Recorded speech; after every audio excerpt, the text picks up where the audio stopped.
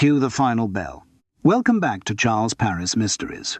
Tonight, we leave the real world behind and step into the distinctly unglamorous world of theatre in education.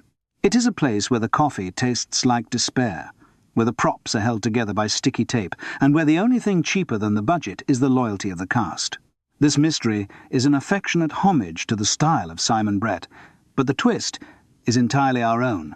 Here is a question for you tonight. Have you ever taken a job just to pay the heating bill, only to regret it before the first coffee break? Let me know in the comments. Your stories help fuel the atmosphere here. So, before you get comfortable, please take a moment to like the video and subscribe. It helps keep Charles in whiskey. Now, pour yourself a large bells, turn down the lights, and let's raise the curtain on Cue the Final Bell. The life of an actor is a sine wave of hope and humiliation, though for Charles Paris the curve had recently flattened into a long, monotonous line of resting. In the theatrical lexicon, resting is a polite euphemism.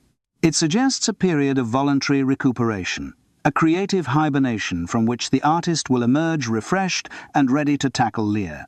In Charles's case, resting meant lying in a bedsit in Hereford Road, watching a damp patch on the ceiling evolve into the shape of the British Isles, and wondering if he could justify turning on the gas fire for 20 minutes. The industry was moving on without him. The West End was full of musicals about cats or trains. Television was populated by people who looked 12 years old, and the only phone calls Charles received were from people wanting to sell him double glazing. He was 50-something, drank a little too much, and possessed a face that was unlikely to be recognized, a backhanded compliment that had kept him in work for 30 years, but was currently failing to pay the rent. But the phone does eventually ring. It rarely brings good news, but it brings movement. And for Charles Paris, movement is life. Even if that movement is into the back of a freezing transit van, heading towards a secondary school in Luton to perform a play about road safety for a captive audience of teenagers who would rather be anywhere else. It was not the National Theatre. It was not even a corporate video about forklift safety. It was the grim, fluorescent-lit reality of the T.I.E. tour. And before the week was out, the smell of floor polish and stale school dinners would be replaced by something far more metallic and final. Chapter 1. Hereford Road, Short Notice. Charles Paris lay in bed at 14 Hereford Road, listening to the sound of London failing to care about him. It was 11 o'clock on a Tuesday morning, a time when the rest of the world was busy filing reports, teaching children, or performing open-heart surgery. Charles was busy negotiating with the temperature of the room. The bedsit was cold, not the bracing, romantic cold of a writer's garret in a Puccini opera, but the damp, insidious chill of a West London property that hadn't seen a maintenance check since the Profumo affair. The air smelled of dust, old tea bags, and the faint, sulphurous memory of the gas ring. He pulled the grey duvet tighter around his chin. The post had arrived an hour ago.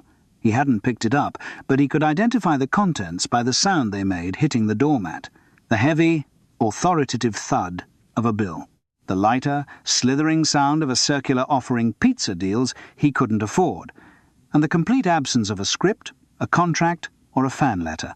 He was resting.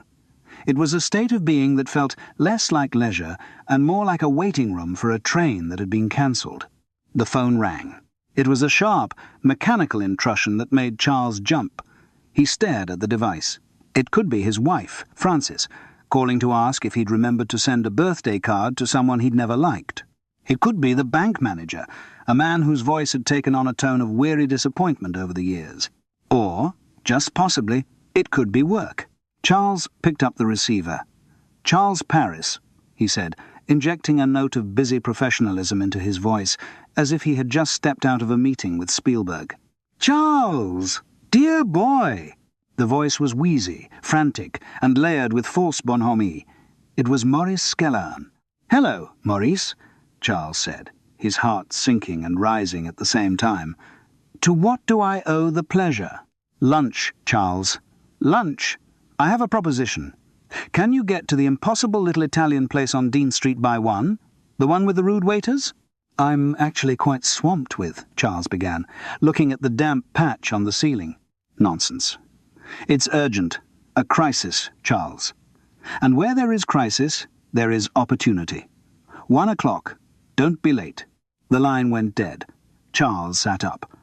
Maurice Skellan was an agent who treated his clients with the same level of care a shark treats a seal, but he did pay for lunch, and lunch meant heating, food, and alcohol.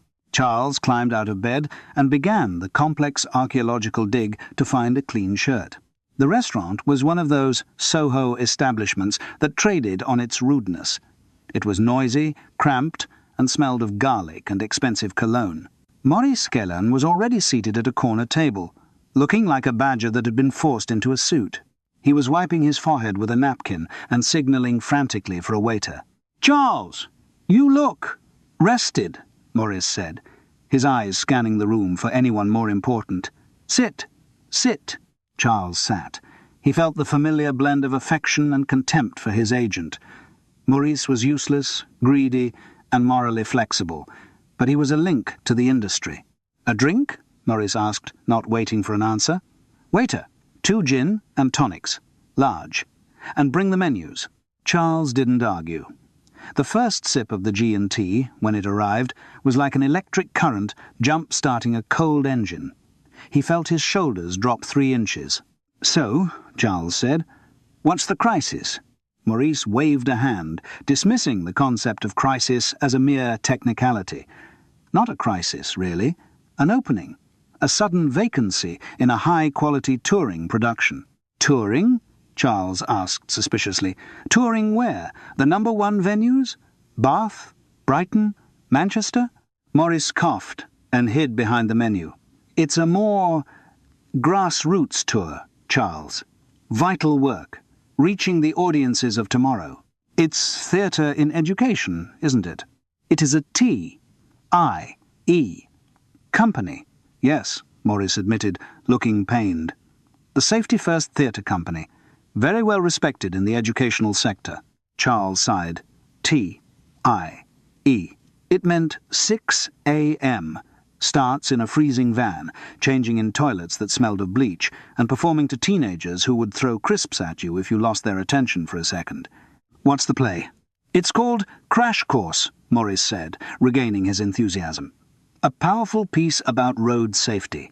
You'd be playing the lead, the authority figure, the wise driving instructor who guides the youth away from vehicular manslaughter." "Why do they need someone now?" Charles asked. "Did the previous authority figure drive into a tree?" Maurice's eyes shifted. Creative differences. The previous actor, a chap named Julian Flitwick, decided to improvise during a performance at a comprehensive in Dagenham. Apparently, his interpretation of the highway code was obscene. He was escorted off the premises by the deputy head. "And they need a replacement?" "Tomorrow," Maurice said. "They are in a bind, Charles. They need a safe pair of hands, someone reliable, someone who won't mime lewd acts with a gear stick." The waiter arrived. Maurice ordered with the focus of a general planning an invasion. "I'll have the prawn cocktail to start, followed by the steak, rare, very rare, and chips. And a bottle of the Valpolicella." He looked at Charles. "And for you, dear boy?" Charles looked at the prices. He looked at Maurice's suit, which had cost more than Charles had earned in the last 6 months. "I'll have the green salad," Charles said, "and perhaps some bread." Maurice nodded, unconcerned. "Excellent. So, the money. It's equity minimum, obviously. Plus a per diem that covers a sandwich, if you buy it at a garage." "It sounds delightful," Charles said dryly. "The glamour of the grease paint." "It's steady money, Charles," Maurice said, his voice dropping to a serious register. "And let's be honest, things are very quiet at the moment. Very quiet." The phrase hung in the air between them. It was true. The silence in Hereford Road was deafening. Equity minimum was not a fortune, but it was enough to keep the gas fire on. It was enough to buy a bottle of Bell's. It was enough to feel like an actor again, even if the stage was a gymnasium floor. "How long is the tour?" Charles asked. 3 weeks, finishing with a showcase performance for the funding bodies and the press. It could be a stepping stone, Charles. To what?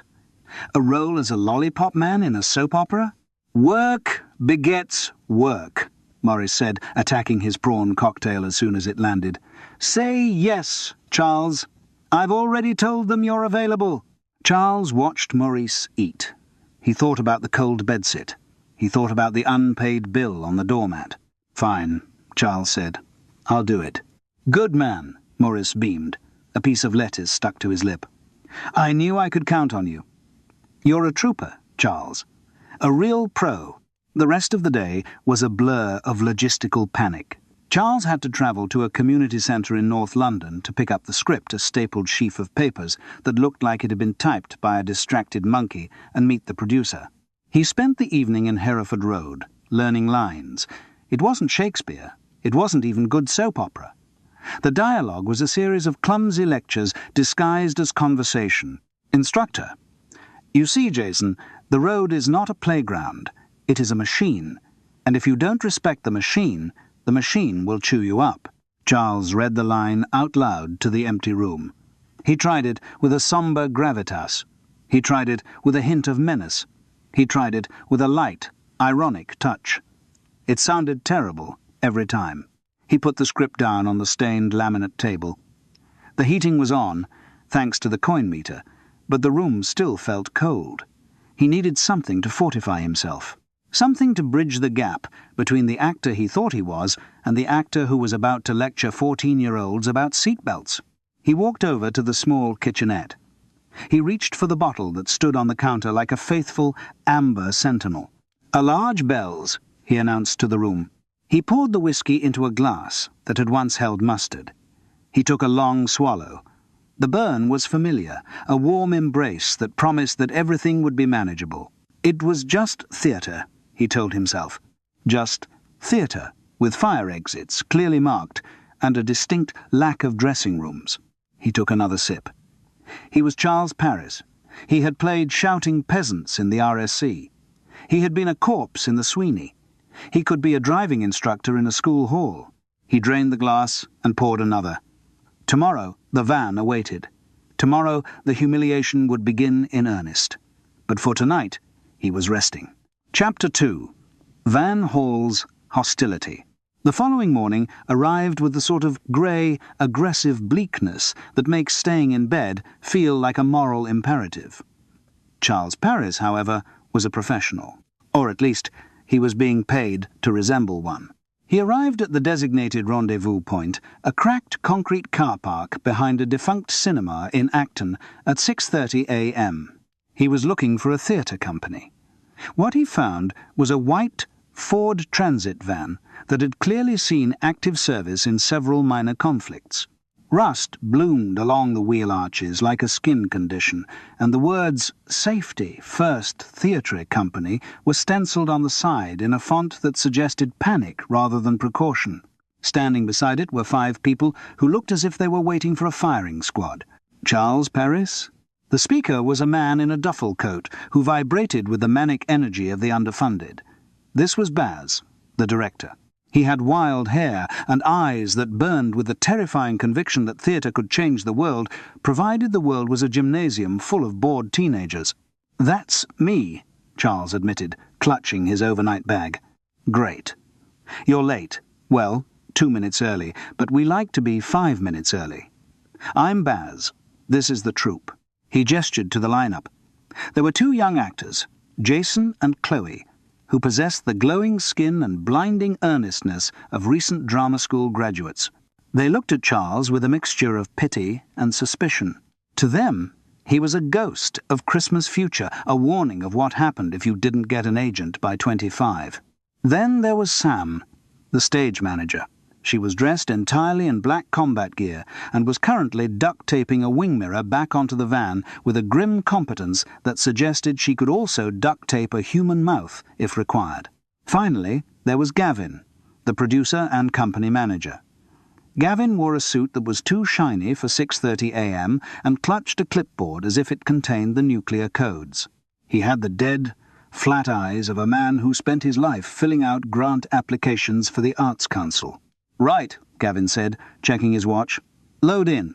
We're on a tight schedule. Street. Jude's Comprehensive has a strict break time policy, and if we overlap with the Year 11s, we're dead. Welcome aboard, Charles, Baz said, clapping him on the shoulder with unnecessary force. Big shoes to fill, Julian was. Well, Julian was a force of nature. He mooned a headmistress, Sam muttered from the ground, ripping a piece of gaffer tape with her teeth. It was an artistic choice regarding the vulnerability of the pedestrian, Baz corrected, though he didn't sound entirely convinced. Anyway, into the van. The heater is temporarily broken. Temporarily? Charles asked, eyeing the frost on the windshield. In the same way the Roman Empire was temporarily inconvenienced, Sam said. Get in the back. The journey to the school was a masterclass in hostile silence. Charles sat on a wheel arch, wedged between a stack of folding chairs and a large plastic box labelled Blood, Vomit, Spare Headlights. The two young actors, Jason and Chloe, ran their lines in a furious whisper, occasionally shooting Charles glares that suggested he was personally responsible for the destruction of their artistic integrity. It became clear within the first 10 miles of the M1 that Charles was not just a replacement, he was an intruder. He was the chaotic element introduced into their ecosystem. He represented the fact that Julian, their friend, their force of nature, had been fired. Charles was the stepdad trying to be cool at the family disco. So, Charles said, trying to break the ice as his breath plumed in the freezing air. Have you been touring long? 6 weeks, Jason said, without looking up from his script. We were building a real ensemble, a rhythm. Rhythm is important, Charles agreed sagely. Crucial. Julian knew the subtext, Chloe added, her voice trembling with loyalty. He knew that Crash Course isn't just about seatbelts. It's about the fragility of the human condition. It's about not going through a windscreen at 70 miles an hour, Sam said from the front passenger seat. She didn't turn around. Charles decided to conserve his body heat and shut up. Street Jude's Comprehensive was a sprawling architectural mistake built in the 1970s and maintained solely by optimism. The van pulled up to the loading bay, which smelled intensely of boiled cabbage and wet concrete. Right! Movement! Energy! Baz shouted, jumping out. We have 40 minutes to rig the hall. The hall was a cavernous space, with a floor polished to a lethal sheen and fluorescent lights that buzzed like trapped insects. It smelled of PE kits and teenage anxiety. Charles, help Sam with the car, Gavin barked, checking his clipboard. The car was the centerpiece of the production. It was a minimalist triumph, or perhaps just a budget necessity. It consisted of a metal frame representing the chassis, 4 folding chairs, a foam steering wheel, and a piece of painted hardboard that served as the dashboard. Careful with the frame, Sam warned as they lifted the metal skeleton out of the van. The locking pins are temperamental. If you don't secure the crossbar, the whole thing folds flat like a deck chair. Charles examined the mechanism. It was held together by silver safety pins that looked like they belonged on a hand grenade. Safe as houses, he muttered, slotting the pin into place. It clicked reassuringly.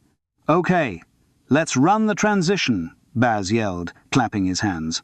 The crash sequence. Charles, this is your big moment. You're driving. Jason is in the passenger seat, distracting you with his mobile phone. Chloe is the pedestrian. Go. Charles sat on the folding chair, gripping the foam steering wheel. He felt ridiculous. He was 50-something years old. He had played Laertes. Now he was pretending to drive a non-existent Ford Fiesta, while a 20-year-old shouted about TikTok. Watch out! Jason screamed, acting with enough intensity to shatter glass. What? Charles shouted back, trying to remember the line. Jason, put the phone away. The road is a machine. Look out! Sam, standing in the wings, which were just a stack of gym mats, hit a button on a cassette player. A screech of brakes tore through the hall. Simultaneously, Baz killed the house lights. In the darkness, chaos ensued. Charles had to throw himself forward to simulate impact. Jason screamed. Chloe threw herself onto a mat, and Sam, with perfect timing, dropped a large metal catering tray onto the wooden floor. Clang crunch. It was a surprisingly effective sound effect. Cheap, crude, but undeniably violent. Lights up! Baz shouted. The fluorescents flickered back on. Charles was slumped over the foam wheel. Jason was contorted in agony. Chloe was playing dead on the floor. "Cut!" Baz yelled. "Charles, more! Gravitas! You've just hit a pedestrian. You haven't just dropped a scone. This is tragedy. This is the end of innocence." "I'm finding the motivation," Charles said, rubbing his knee where he'd banged it on the chair. "It's coming." "It needs to be sharper," Gavin said, walking onto the stage. He wasn't looking at the actors, he was looking at the metal frame of the car. He kicked the tire, which was just a black rubber hoop, and watched the spacing. "You were 2 inches off the mark. If the frame collapses, we're liable." "It won't collapse," Sam said, walking over with a roll of gaffer tape. "I pinned it myself." "Just check it," Gavin snapped. The tension in his voice was disproportionate to the safety of a prop car. He looked like a man expecting a sniper. "Why is everyone so jumpy?" Charles asked, standing up and dusting off his knees. "It's a school show. The worst that can happen is a heckle about my bald spot." The group went silent. It was a heavy, loaded silence. Even Jason stopped acting. "We have a visitor for the showcase on Friday," Chloe whispered, as if naming a demon. "A visitor?" Charles asked. "Milo Grint," Gavin said. The name dropped into the room like a dead bird. Charles felt a cold shiver that had nothing to do with the temperature of the hall. Milo Grint, the butcher of the broadsheets. A critic who didn't just review plays. He dissected them, burned the remains, and pissed on the ashes. He was notorious for a style that combined the wit of Oscar Wilde with the cruelty of a medieval torturer. "Milo Grint is coming here?" Charles asked. "To review a T.I.E. tour in Luton?" "He's doing a piece on the waste of public funds in the arts," Baz said, his voice tight. "He's coming to the showcase performance. If he destroys us, and he will destroy us, we lose our Arts Council grant. The company folds. We all go back to working in call centres." "He once called my Hamlet an argument with furniture," Charles recalled, the memory still stinging after 10 years. "He said I had the stage presence of a damp sponge." "He destroyed Julian," Sam said quietly. "That's why Julian lost it." Grint wrote a column mocking Julian's drama school showcase. Said he looked like a startled prawn. Julian never got over it. "So," Gavin said, his face pale and sweaty, "everything has to be perfect. The crash has to be terrifying. The message has to be clear. And Charles, for the love of God, don't improvise." "No pressure then," Charles murmured. He looked at the flimsy metal frame of the car. He looked at the dented metal tray that made the crash sound. He looked at the terrified faces of the cast. "Right," Charles said, channeling a confidence he didn't feel. "Let's go again. From the top. The road is a machine." As he gripped the foam steering wheel, Charles had a sinking feeling. They were driving straight into a wall, and he wasn't sure the brakes were working. Chapter 3. A bad review, a worse death. Friday arrived with the grim inevitability of a dental appointment. The venue for the showcase performance was Street, Augustine's Academy, a school that had recently been refurbished with glass atriums and architectural ambition, though the hall still retained the eternal underlying scent of boiled cabbage and teenage hormones. The showcase was a lie, of course. It wasn't about art. It was about survival. The audience was a terrifying hybrid of bored Year 9s, 3 members of the local council who looked like they were counting the minutes until lunch, and him, Milo Grint. The critic arrived 10 minutes before curtain up. He didn't walk. He glided, like a wasp hovering over a picnic. He was a small man, immaculately dressed in a linen suit that defied the English winter, with a face that seemed to have been sharpened for the specific purpose of puncturing egos. "Charles!" Grint exclaimed, spotting him near the fire exit. "I heard you were resting. And now, look at you, treading the boards of education. How noble." "Hello, Milo," Charles said, bracing himself. "It's good to see you." "Is it?" Grint smiled, revealing teeth that looked expensive. "I must say, the concept intrigues me. Crash course. It sounds like a metaphor for your career since 1982. Or was it 83? "We do it for the kids, Milo," Charles said, sounding pompous even to his own ears. "Of course you do," Grint murmured, his eyes sliding past Charles to locate Gavin, the producer. "And I'm sure the Arts Council funds are being spent with absolute rigour, every penny accounted for. I do love a spreadsheet, Gavin, almost as much as I love a tragedy." Gavin, who had been sweating profusely since dawn, turned a colour that Charles had previously only seen on uncooked pork. "Milo," Gavin croaked. "So glad you could make it. We have the figures you asked for." "Later," Grint said, waving a manicured hand. "Let's see the art first, shall we? Dazzle me." The performance was a blur of adrenaline and nausea. Charles delivered his lines with a desperate intensity. He shouted about stopping distances. He pleaded with Jason to put down the imaginary phone. He mimed the act of driving a Ford Fiesta with the gravitas of a man steering the Titanic. When the crash sequence came, the blackout, the scream, the clang of the metal tray, it felt louder than usual. The lights snapped back on. Charles lay slumped over the foam wheel, heart hammering. In the front row, Milo Grint was making notes. He wasn't looking at the stage. He was writing with a small, gold pen, a faint smile playing on his lips. It was the smile of a man who has just found the perfect adjective to describe a disaster. The applause was polite, the sort of clapping that says, "Thank God that's over, now can we go to lunch?" As the students filed out, the company began the strike. Striking the set sounds dramatic. In reality, it involves folding chairs, coiling cables, and arguing about who lost the gaffer tape. Charles was carrying the foam steering wheel towards the van when he saw them. In a shadowed alcove behind the stack of PE mats, Milo Grint had cornered Gavin. "It's not just the mileage, is it?" Grint was saying, his voice low and pleasant. "It's the community outreach workshops, the ones that never happened. The receipts of photocopies, Gavin. Bad ones. You can see the shadow of the correction fluid." "I can explain," Gavin whispered. "The cash flow. The grant was delayed." "I'm not the auditor, Gavin.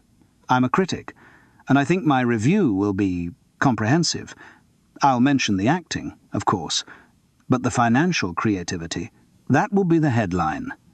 A crash course in embezzlement? What do you think?" Grint patted Gavin on the cheek 2 light, stinging taps and turned to leave. He walked towards the backstage area, presumably to find an exit that didn't involve mingling with the cast. Charles ducked behind a pillar. He didn't want to be seen. He felt a wave of nausea that had nothing to do with the performance. He needed a drink. He needed to be anywhere else. He walked out to the van to load the steering wheel. He waited. 5 minutes passed, then 10. The rest of the cast were bringing out costumes and props. "Where's the car frame?" Sam shouted from the loading bay. Gavin said he was bringing it. "He's inside," Jason said, lighting a cigarette with shaking hands. "Looking for Grint." "Grint's gone," Charles said. "I saw him heading for the back exit." "Well, the frame's not here," Sam snapped. "And we need to clear the hall before the cleaners arrive." Charles sea-heed. "I'll get it." He walked back into the hall. It was empty now, the fluorescent lights humming in the silence. The stage area was cleared, except for the stack of folded gym tables and the heavy metal skeleton of the car frame, which was leaning against the back wall, behind the velvet curtain of the proscenium arch. Or rather, it was on the floor. "Gavin!" Charles called out. Silence. Charles walked closer. The heavy steel frame, the chassis of the imaginary car, was lying flat on the ground. It looked like a collapsed deck chair, and protruding from underneath the crossbar was a linen-clad arm. Charles stopped. The world seemed to tilt on its axis. He stepped forward, his shoes squeaking on the polished wood. Milo Grint was lying face down. The heavy crossbar of the frame had come down squarely on the back of his neck. His gold pen was lying a few inches from his outstretched fingers. He wasn't moving. He wasn't making notes. "Oh, Christ," Charles breathed. He knelt down. There was no pulse. The critic was dead. The review would never be written. The next hour was a chaotic montage of flashing lights, uniformed officers, and the school headmistress trying to explain to a sergeant that the arts are usually very safe. The police verdict was swift and uninterested. It was an accident, a tragic, Ironic accident. The critic had clearly been poking around backstage, probably looking for a toilet or a way to avoid the cast, and had knocked the locking pin. The frame, heavy and unstable, had collapsed. A freak occurrence. Unsafe equipment. Health and safety nightmare. "These touring rigs," the sergeant said, snapping his notebook shut. "We'll need a statement, but it looks like misadventure." Man pulled the wrong lever. The company stood in the car park, stunned. Gavin was weeping silently, leaning against the van. Sam was staring at her boots. Jason and Chloe were holding hands, looking like frightened children. They were free. The review died with the man. The grant was safe. But Charles wasn't looking at the weeping producer or the relieved actors. He was thinking about the frame. Before the police had shooed him away, Charles had taken a long, hard look at the accident scene. He had spent 30 years on sets. He knew about props. He knew that props broke, jammed, and fell over. But they rarely killed people with such precision. 3 things bothered him. 3 things that his actor's brain, attuned to continuity and marks, couldn't reconcile. First, the pin. When they had rigged the car that morning, Sam had used a specific pin. It had a bright red tag on it, a remove-before-flight-style ribbon to ensure it was visible in the dark. The pin lying next to Milo's head was plain steel. It was a standard locking pin from a toolkit, the kind you buy in a hardware shop. The red tag was gone. Second, the mark. The stage floor was covered in gaffer tape marks, T-shapes, to show where the furniture went. The mark for the car frame was a blue T, but the frame hadn't fallen on the mark. The tape itself had been peeled up and moved 6 inches to the left. Charles could see the sticky residue where the tape used to be. The frame had been positioned to fall exactly where someone would stand if they were looking for a way out. And third, the sound effect. The metal catering tray, the one Sam dropped to make the clang, was lying near the frame. It had a fresh dent in it, a deep concave depression that hadn't been there during the show. Charles closed his eyes. He replayed the crash sequence in his mind, the noise, the impact. The tray hadn't been dented by the performance. It had been used to mask a real sound. Someone had reset the trap. Someone had swapped the pin for a loose one. Someone had moved the mark to ensure the target was in the drop zone. And someone had used the tray to cover the sound of the frame being rigged to kill. This wasn't an accident. It was a performance. A perfectly blocked, rehearsed, and executed murder. Charles looked at the shivering company. One of them was a killer. And they had just given the performance of their life. Chapter 4. Pub Research. Educational Hangover. The police finally released the Safety First Theatre Company into the wild at 9 p.m. They were advised not to leave the county, a suggestion that felt less like a legal constraint and more like a curse, given that the county was Bedfordshire and the accommodation was a bed and breakfast called the Happy Traveller, which seemed to be testing the Trade Descriptions Act to its absolute limit. The troupe gravitated instinctively towards the nearest pub, the Wheatsheaf. It was an establishment that had decided to stop trying sometime in the mid-1980s. The carpet was sticky with the ghosts of spilled lagers, the air smelled of vinegar and resignation, and a fruit machine in the corner was making noises that sounded like a robot having a panic attack. Charles went to the bar.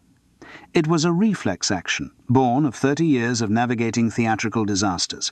When in doubt, buy a round. "What is everyone having?" Charles asked, his hand hovering over his wallet with the protective instinct of a mother bird guarding her last egg. "Vodka," Sam said. "Double. No ice." "Lager," Jason muttered, staring at his phone. "White wine," Chloe whispered. "Large." "And for me," Gavin said, his face still the colour of wet putty, brandy. "The biggest one you have." Charles nodded to the barman, a man with tattoos that had faded into indeterminate blue smudges. "And for myself," Charles announced, "a large Bell's." The drinks arrived. They sat in a booth upholstered in a fabric that felt uncomfortably like human skin. For a moment, nobody spoke. They just drank, treating the alcohol not as a beverage, but as an anesthetic. "To Milo," Jason said suddenly, raising his glass with a sneer. "May he rot in a very poorly lit hell." "Jason," Chloe hissed. "He's dead." "Good," Jason said, slamming his glass down. "Do you know what he wrote about me when I did the seagull at drama school? He snuck in, God knows why, and wrote that my Constantin looked like a depressed accountant waiting for a bus. He killed my confidence for 3 years. He was a monster," Sam agreed, staring into her vodka. Her knuckles were white. "I was an actress, you know. Before I started stage management, I was doing a rep season in Crewe. Grint came up for a State of the Nation piece. He reviewed Private Lives. He said my Amanda had all the allure of a wet weekend in Rill." She took a long swallow. "I stopped auditioning the next week. I started carrying gaffer tape instead. It's safer. Tape doesn't judge you." Charles sipped his whiskey. The bells was doing its work, knitting the ravelled sleeve of his care.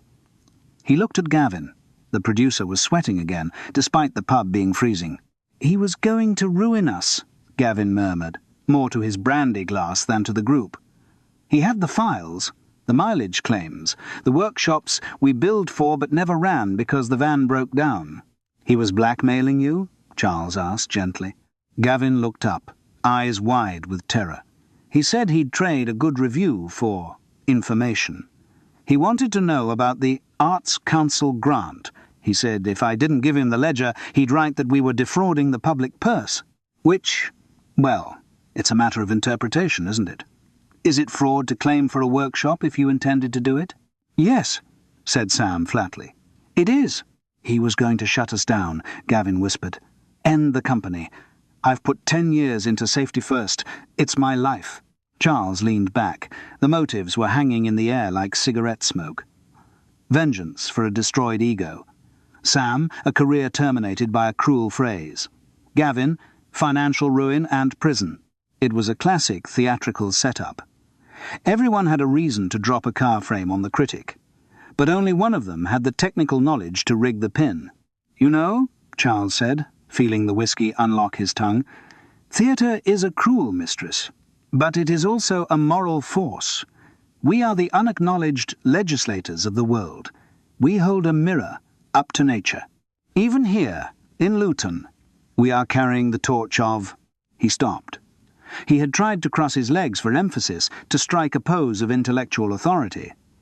But he had forgotten one crucial detail. He was wearing Julian Flitwick's costume trousers. Julian Flitwick had been 20 years younger and 3 inches narrower at the waist. As Charles crossed his legs, there was a sound like a pistol shot. The seam of the trousers, strained beyond endurance by the combination of Charles's anatomy and the laws of physics, exploded. "Oh," Charles said. The troupe stared at him. The gravitas of his speech evaporated instantly, replaced by the undeniable reality that the lead actor had just split his trousers from crotch to knee, revealing a flash of boxer shorts patterned with little anchors, a gift from Francis 3 Christmases ago. "The torch of culture," Sam said dryly, "seems to be burning a hole in your pants, Charles." Jason snorted into his lager. Even Gavin managed a weak, hysterical giggle. Charles uncrossed his legs with as much dignity as he could muster. "I think," he said, finishing his bells in one gulp, "it is time I retired to my chamber. Tomorrow is another day, and I believe I need a needle and thread." He walked to the bar to pay the tab, holding his coat around his waist like a Victorian skirt, leaving the motives swirling in the stale air behind him. Chapter 5. Muswell Hill. Reasonable Adults. The weekend brought a merciful gap in the tour schedule, allowing Charles to escape the claustrophobic grief of Bedfordshire and return to London. He did not go to Hereford Road.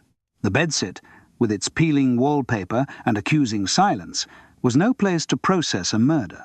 Instead, he took the tube to Muswell Hill. Francis's house was a semi-detached fortress of middle-class normality. It smelled of floor wax, roasted chicken, and sensible decisions. It was the emotional grid Charles had abandoned years ago, yet he still possessed a key, a fact that both comforted him and made him feel like a burglar in his own history. He let himself in. The house was quiet. He walked through to the kitchen, where the winter sun was streaming through the glass doors, illuminating the garden. Francis was there, standing at the kitchen island. She was wearing a thick woolen jumper and was aggressively potting hyacinth bulbs into a ceramic bowl. She looked up as he entered, her expression shifting from concentration to a familiar, weary tolerance. "Hello, Charles," she said. "I assume you're hungry. There's soup on the stove, leek and potato." "You are a saint, Francis," Charles said, kissing her cheek. She smelled of earth and expensive soap. A veritable saint. "I'm a woman with a surplus of leeks," she corrected, pushing a strand of grey-blonde hair behind her ear. "So, I read the paper. Tragic accident at school play. A critic?" "Milo Grint," Charles said, helping himself to a ladle of soup. "And it wasn't an accident." He sat at the table and told her everything. He described the swapped pin, the moved gaffer tape mark, the dented catering tray, and the palpable terror of the company in the pub. He told her about Gavin's grant fraud, Sam's ruined career, and Jason's bruised ego. Frances listened without interrupting, her hands moving rhythmically as she pressed the bulbs into the compost. She was the anchor, the reality check. When Charles saw drama, Frances saw logistics. "So," she said, wiping her hands on a towel, "you think one of them murdered him because he wrote bad reviews? It's a powerful motive, Francis. You don't understand the fragility of the actor's ego. Grint destroyed lives with his pen." "Charles," she said, pouring herself a cup of tea, "be reasonable. Actors are vain, yes, but they don't commit premeditated murder because someone called them wooden in 1995. That's passion. Passionate crimes involve shouting and throwing vases. This was engineered." "Engineered," Charles repeated. "Swapping a pin, moving a mark, that's cold. That's calculation. That's not about art. That's about survival." She looked at him over the rim of her mug. Her eyes were sharp, intelligent, and unclouded by the romantic fog that Charles lived in. "You said the producer, Gavin, was being blackmailed?" "Yes. Grint knew about the fiddled expenses." "There you are, then," Francis said simply. "Nobody kills a critic for a bad review, Charles. People kill to stop a review that sends them to prison. It's not about the play, it's about the paperwork. It's always about the paperwork." Charles stirred his soup. "It seems so mundane." "Murder is mundane, Charles. It's usually about money or sex.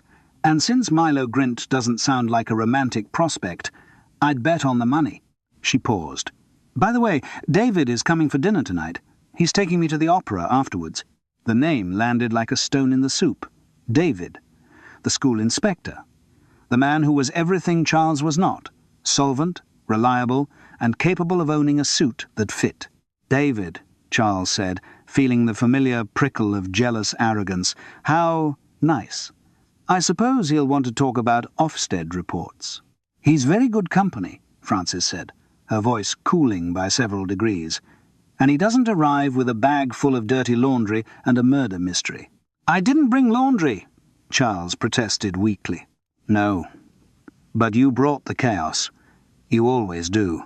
She walked over to the window and looked out at the garden. "Be careful, Charles. If this producer is desperate enough to drop a car on a critic to hide his fraud, he won't hesitate to arrange an accident for an understudy who asks too many questions." Charles looked at her back. He felt a sudden, fierce affection for her, mixed with the painful knowledge that he had lost the right to protect her. She was right. She was always right. "I'll be careful," he said. "And Francis, the soup is excellent." She turned and offered him a small, sad smile. "Eat up, Charles. You look thin, and for God's sake, buy yourself some new trousers. Those ones look like they're about to surrender." Chapter 6. The Wrong Villain. Monday morning reunited the cast of Crash Course with the damp reality of the A one. The tour had resumed, largely because Gavin had pointed out that stopping would look like an admission of guilt, and also because the contract with the Hertfordshire Education Authority had a penalty clause that terrified him more than a murder investigation. Charles sat in the back of the van, wedged between the spare tyre and a box of high-visibility vests. The mood was funereal. Jason and Chloe were staring out of the window at the grey blur of English countryside. Sam was driving with a white-knuckled intensity that suggested she was imagining the steering wheel was someone's neck. Charles, however, was busy playing detective. His actor's nose for motivation had led him to a new, seductive theory. It wasn't Gavin. Gavin was a bureaucrat. His weapon of choice was a spreadsheet, not a heavy metal bar. It wasn't Sam. She was too practical to leave a messy crime scene. It had to be Julian Flitwick, the fired actor, the man whose role Charles had usurped, the man who had been publicly humiliated by Milo Grint and fired by Gavin. Julian had the motive, revenge, the means he knew the van's lock code, and the dramatic temperament to stage a death. "Can we stop at the services?" Charles asked, his voice sounding too loud in the silent van. "I need coffee." "We're behind schedule," Gavin snapped from the passenger seat. "Medical necessity," Charles lied smoothly.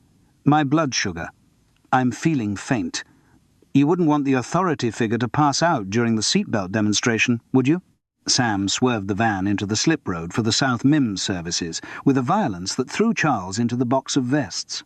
The services smelled of burnt beans and despair. While the others queued for tea that tasted of dishwater, Charles slipped away to the payphones near the toilets. He had Julian's number. He'd found it scribbled on the inside cover of his script, alongside a drawing of a phallus directed at the stage directions.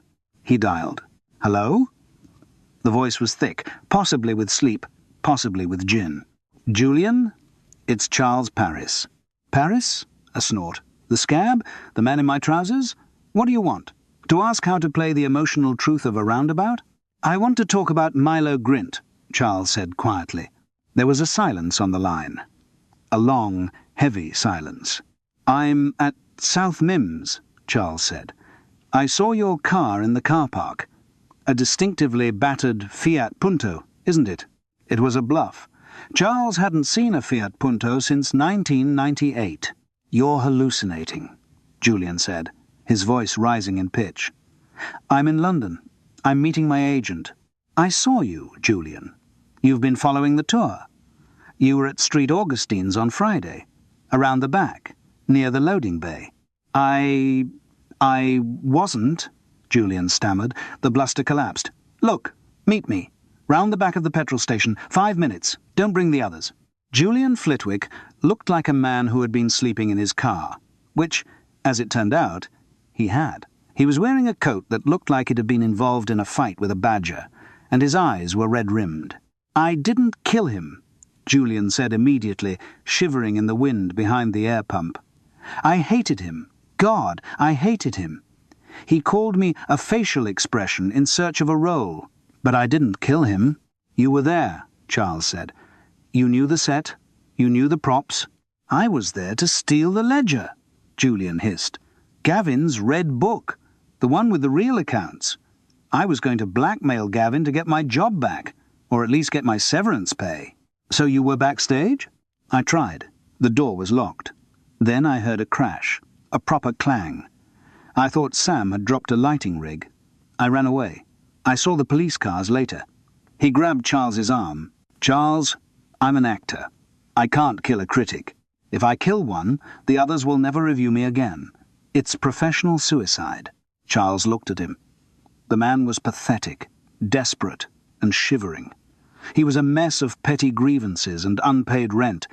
He lacked the cold precision required to swap a safety pin and move a floor mark. "You really just wanted your job back?" Charles asked. "It's steady money," Julian wailed, "and the per diems cover sandwiches." Charles sighed. It was the eternal cry of the jobbing actor. "Go home, Julian," Charles said gently. "Get a bath. And maybe call your mother." Charles walked back to the van, his theory in tatters. If it wasn't Julian, the circle of suspicion tightened painfully back to the people he was currently travelling with. "Where have you been?" Gavin demanded, as Charles climbed back in. "We're late." "Queuing for a latte," Charles said, buckling his seatbelt. The van pulled out onto the M25. The rain began to fall, a steady, grey drizzle that turned the road into a slick of oil and spray. They were doing 60 in the middle lane when it happened. The van didn't just vibrate, it shuddered. A violent, rhythmic thumping started from the rear, near side wheel. "What's that?" Jason asked, looking up from his phone. "Road surface," Sam said, gripping the wheel. "No," Charles said, his actor's ear tuning into the mechanics of the disaster. "That's not the road." The thumping became a hammering. The van lurched to the left.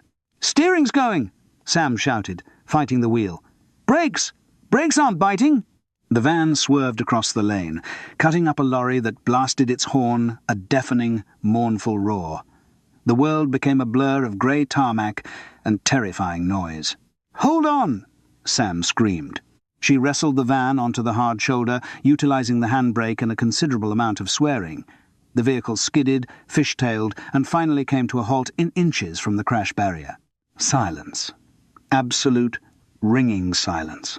Then the sound of rain drumming on the roof. "Is everyone okay?" Gavin whispered. He was clutching his clipboard to his chest like a shield. "I think I've swallowed my gum," Chloe squeaked. Charles unbuckled his seatbelt. His hands were shaking. He opened the side door and stepped out into the rain. He walked to the rear wheel. The hubcap was gone, and of the 5 wheel nuts that should have been holding the wheel on, 3 were missing. The remaining 2 were loose enough to turn by hand. Charles stared at the metal studs. This wasn't wear and tear. This wasn't bad maintenance. Someone had loosened them. Someone had intended for the wheel to come off at speed. His mobile phone rang in his pocket. He answered it mechanically, rain dripping off his nose. "Charles? Maurice Skellen here." "Hello, Maurice," Charles said, his voice surprisingly steady. "Just checking in, dear boy."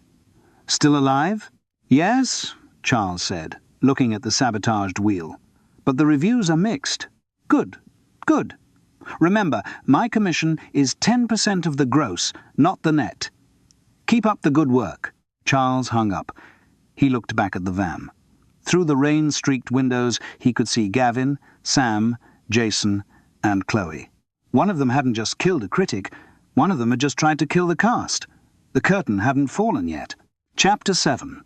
Cupboard Comedy, Real Peril. The tour limped on to a secondary school in Stevenage, a 1960s concrete block that looked less like a place of learning and more like a Soviet detention centre. The mood in the company was toxic. The near-death experience on the M25 had curdled the atmosphere from mere resentment into active paranoia.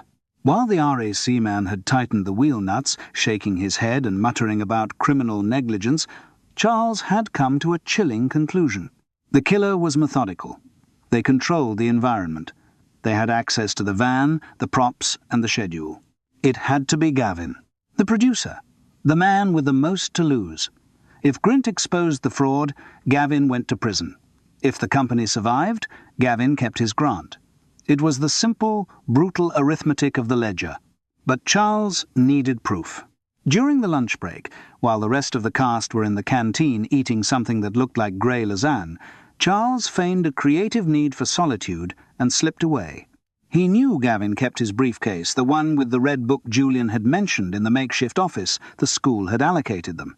This office was, in reality, a PE equipment cupboard adjacent to the assembly hall. Charles navigated the corridors, dodging Year 7s who moved in packs like shoals of aggressive fish. He found the cupboard door. It was unlocked. He slipped inside. The room smelled of stale sweat, vulcanized rubber, and the dusty melancholy of old netballs. It was crammed with hockey sticks, piles of fluorescent bibs, and a large metal cage full of shuttlecocks. Gavin's briefcase was there, sitting on top of a vaulting horse. Charles snapped the latches open. He felt a thrill of illicit discovery. He wasn't just an actor now. He was a sleuth, a hunter of truth. He pulled out a folder. It was thick with receipts. He flicked through them.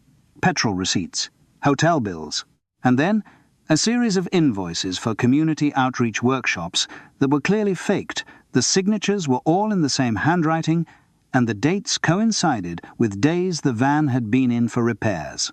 "Got you," Charles whispered. Then he heard voices. "I can't do this anymore, Gavin." It was Sam. They were right outside the door.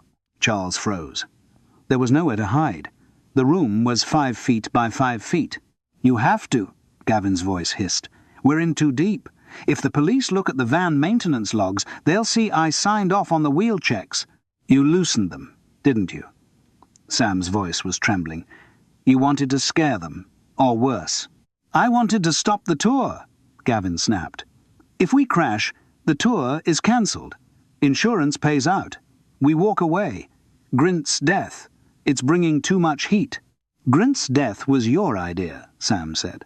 "I saw you move the mark. I saw you change the pin. I did it for us, Sam. For the company." Charles held his breath. He was pressing himself back into a rack of hockey sticks, praying that his stomach wouldn't rumble. Clang. The school bell rang.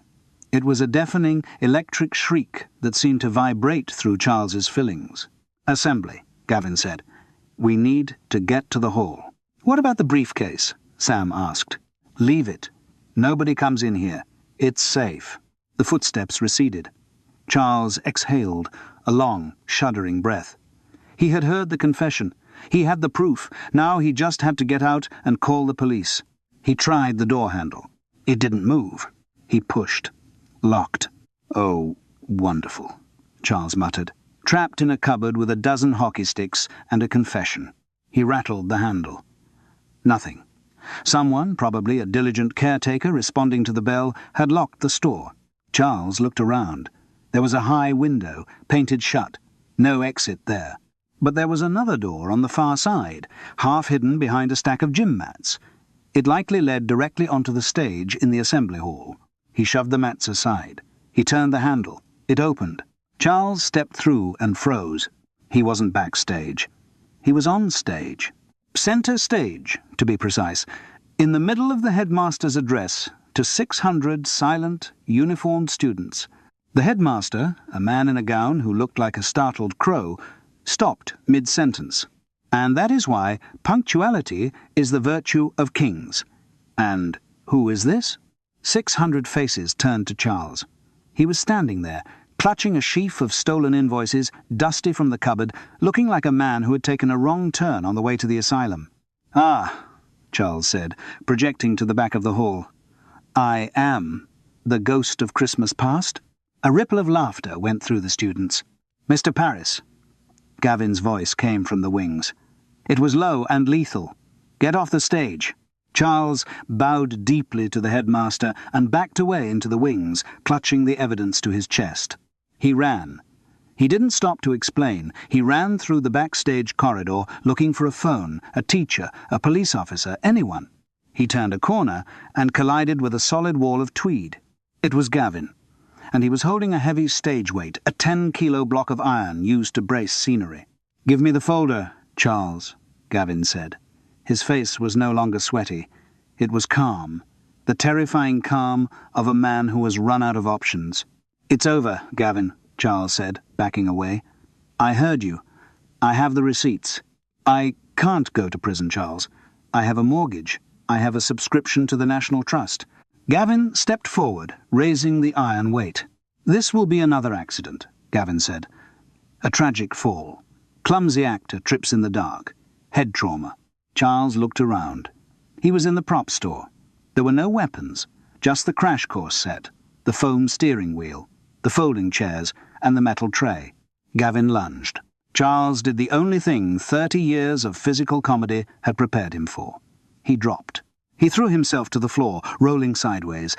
Gavin's swing missed his head by inches, the iron weight smashing into a shelf of textbooks. Charles scrambled up, grabbing the nearest object, the metal catering tray. As Gavin raised the weight for a second blow, Charles swung the tray with all his might. Clang!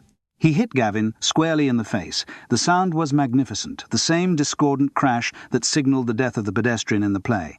Gavin staggered back, dropping the weight. He tripped over the foam steering wheel that was lying on the floor and fell heavily onto a stack of PE mats. "Cut!" Charles wheezed, leaning against the wall. The door burst open. The headmaster stood there, flanked by 2 teachers. "What on earth is going on?" the headmaster demanded. "I heard a crash." Charles looked at the unconscious producer, the stolen receipts scattered on the floor, and the dented catering tray in his hand. "Rehearsal," Charles said, straightening his tie. "We're working on the climax. I think we've finally nailed the sound effect." Later, Much later, after the police had taken Gavin away, still protesting about his grant application, and after Sam had given a tearful statement implicating him in everything from the murder to the loose wheelnuts, Charles found himself in a quiet corner of a pub near the station. He was alone. The tour was cancelled. The company was dissolved. He walked to the bar. His hands were still trembling slightly. "What can I get you?" the barman asked. Charles looked at the optic. The golden liquid seemed to glow with a warm, forgiving light. "A large Bell's," Charles said. "And leave the bottle. It's been a very educational day." Chapter 8. Notes, Marks, Confession. The arrival of the police at a school is usually a sombre affair, involving hushed tones and parked squad cars. The arrival of the police at street, Jude's Comprehensive, however, felt more like the third act of a farce that had gone horribly over budget. Detective Inspector Lancaster was a man who looked like he had been carved out of granite and then eroded by 30 years of disappointing paperwork. He stood centre stage, looking at the unconscious producer, the dented catering tray, and Charles Paris, who was currently dusting off his knees. "So," Lancaster said, his voice flat, "you hit him with a tray." "It was a defensive manoeuvre," Charles said, trying to regain his breath. "And a prop. Technically, I hit him with a plot device." "And you claim this man killed the critic?" Milo grinned. "I don't claim it," Charles said, pointing to the briefcase that had spilled its contents across the stage. "The paperwork proves why he did it, but the stage proves how." Gavin groaned from the floor. A constable was currently reading him his rights, though Gavin seemed more concerned with the fact that he was lying on a dirty gym mat in a suit. "Explain," Lancaster said, taking out a notebook. "And keep it simple. I don't like theatre. It's all about the blocking, Inspector," Charles said, stepping into his role. He felt a familiar surge of adrenaline. This was the summation, the Poirot moment. "Come with me."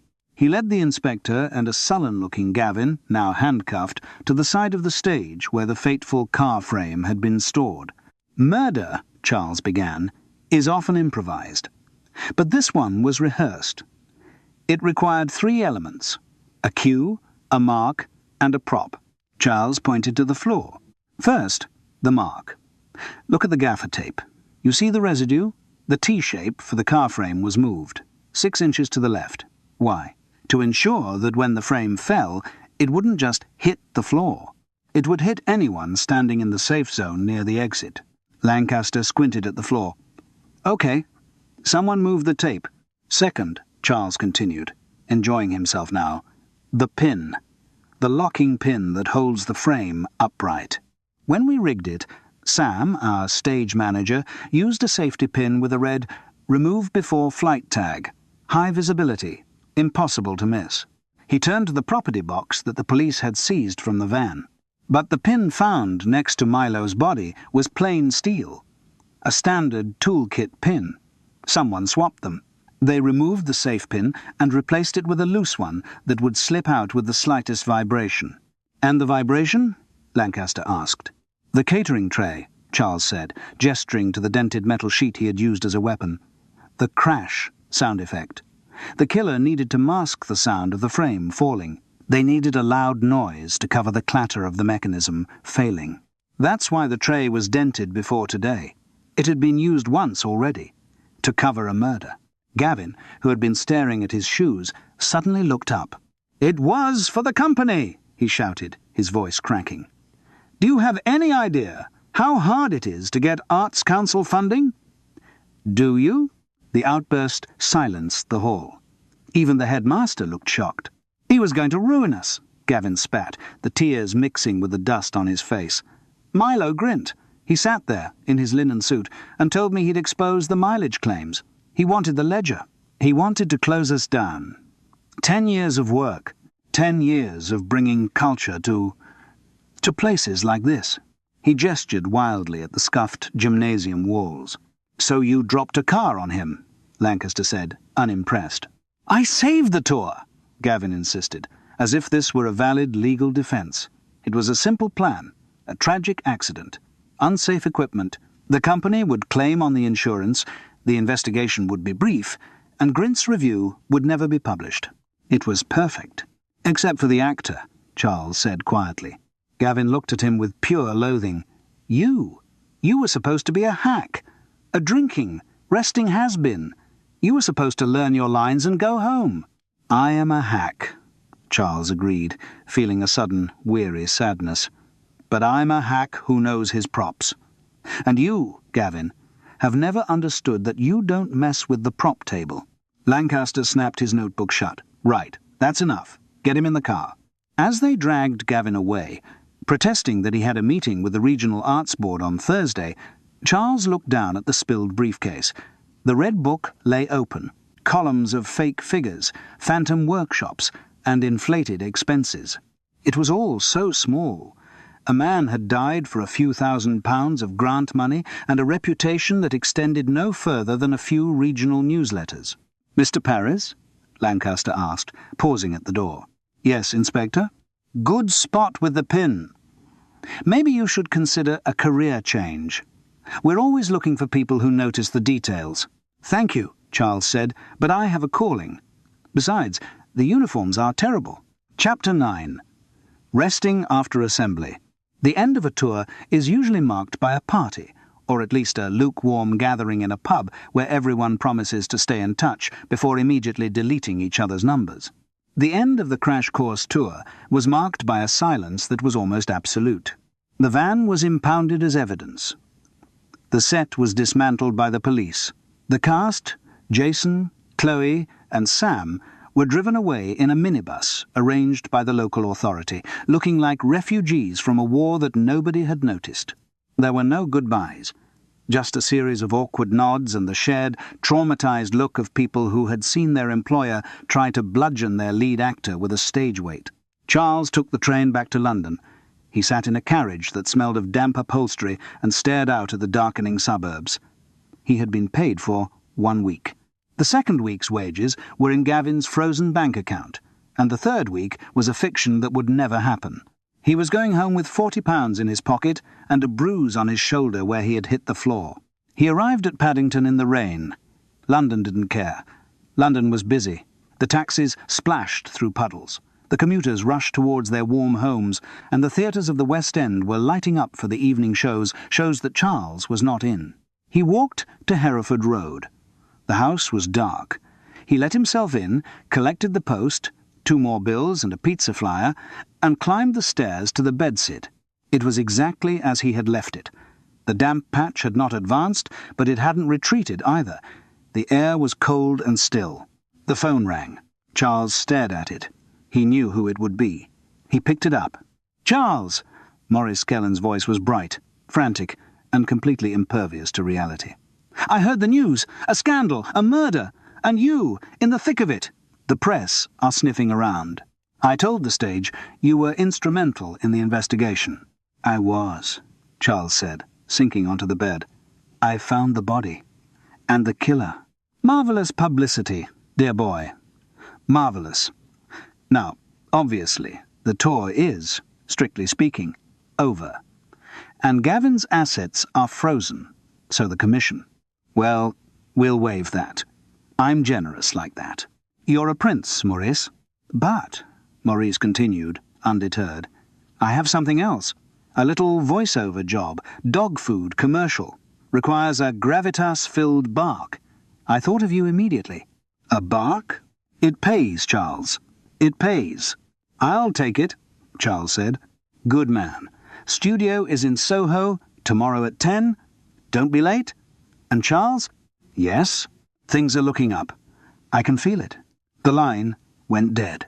Charles put the phone down. He looked at the gas meter. He had enough coins for an hour of heat. He walked to the kitchenette. The bottle of Bell's was waiting. It was lower than he remembered, but there was enough. "A large Bell's," he said to the empty room. He poured the amber liquid. He held it up to the light of the street lamp, filtering through the thin curtains. It wasn't a spotlight. It wasn't fame. But it was warm, and it was his. He took a sip, felt the familiar burn, and sat down to wait for the gas fire to hiss into life. He was resting. And for now, that was enough. The theatre, Charles reflected, as the whiskey began to perform its necessary cauterization, is a machine designed to manufacture illusions. It turns painted wood into castles, casual lies into emotional truths, and insecure narcissists into heroes. But the most dangerous illusion of all is that the industry cares. It doesn't. It metabolizes people. Milo Grint had spent a lifetime treating reputations as disposable tissues, unaware that he was just as flammable as the people he burned. Gavin had believed that the company was a deity worth sacrificing lives for, when in reality it was just a ledger of false numbers and a van with bad brakes. Charles looked at the ring of condensation his glass had left on the table. "We are all just understudies," he thought, waiting for a cue that might be a line or might be a falling stage weight. The only victory is to be left standing when the curtain falls, holding a drink and possessing just enough dignity to ignore the silence where the applause should be. "Still," he murmured to the damp patch on the ceiling, "at least I didn't have to do the matinee. The studio is booked, the microphone is live, and the client wants a voice that sounds like a trustworthy spaniel. But in a soundproof booth, no one can hear you scream, especially when the scriptwriter has a grudge and the engineer is hiding something in the mixing desk. Come back when the red light goes on." And that brings down the curtain on cue the final bell. If you enjoyed this excursion into the glamorous world of educational theatre, where the props are lethal and the funding is fictional, please do leave a like. It helps the algorithm find us, which is more than Maurice Skellan ever does for Charles. Don't forget to subscribe for the next mystery. As we've learned, the only thing more dangerous than a bad review is a producer with a spreadsheet. I have a question for you to answer in the comments below. What is the worst job you have ever taken just to pay the rent? Did it involve a high visibility vest? Let us know. Until next time, keep your glass full, check your props, and remember, in this business, you're only as good as your last exit. Good night.